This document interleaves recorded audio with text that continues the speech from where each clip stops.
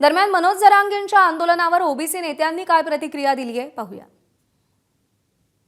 त्या दिवशी राष्ट्रीय ओबीसी महासंघ या महाराष्ट्रातील 60% ओबीसींना घेऊन रस्त्यावरती येईल आणि आपल्या संविधानिक आरक्षणाचं रक्षण करेल। आज तरी आम्हाला तशा प्रकारची परिस्थिती वाटत नाही आहे की जे काही काल चर्चा मी बघत होतो त्यांच्या मागण्या मी काल बघितल्या होत्या की त्यानुसार अजूनपर्यंत तरी कुठल्याही ओबीसीच्या आरक्षणाला धक्का लागलेला मला दिसत नाही, दिसून येत नाही। मनोज जरांगेंची स्वतंत्र मराठा मंत्रालय, कुणबी मंत्रालय स्थापन करण्याची मागणी म्हणजे हास्यास्पद मागणी। अरे महाराष्ट्र अस्तित्वात आला तेव्हापासून महाराष्ट्राच्या सातबाऱ्यावर तुमचं नाव तुम्ही कोरलं, अख्ख्या महाराष्ट्राच्या तुमची जहागिरी समजली।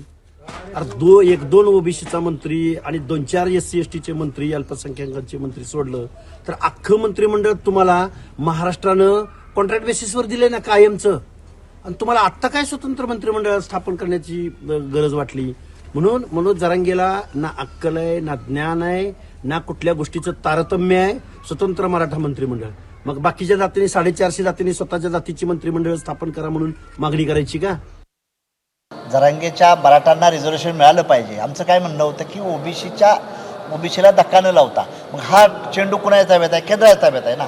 तुम्ही जर रिझर्वेशनची गॅप SC ST ओबीसी आणि EWSला वाढवली तर हा प्रश्न मिटून जाईल। मराठ्यांना बी रिझर्वेशन मिळेल ओबीसीतनं आणि ओबीसींच्या देखील ना हक्कातनं मिळेल। ही राष्ट्रीय समाज पक्षाची भूमिका आहे आणि सरकार काय करते? चालवण्याकरता सर्वच समाजाला आरक्षण देतो म्हणतो आणि देत नाहीत। विशेष म्हणजे ही केंद्रानं राज्याने जिम्मेदारी घेऊन त्यांच्या उपोषणाचा मार्ग काढला पाहिजे आणि बाकीच्या समाजावर बी अन्याय नाही झाला पाहिजे याची केंद्रानं जिम्मेदारी घेतली पाहिजे। ABP माझा, उघडा डोळे बघा नीट।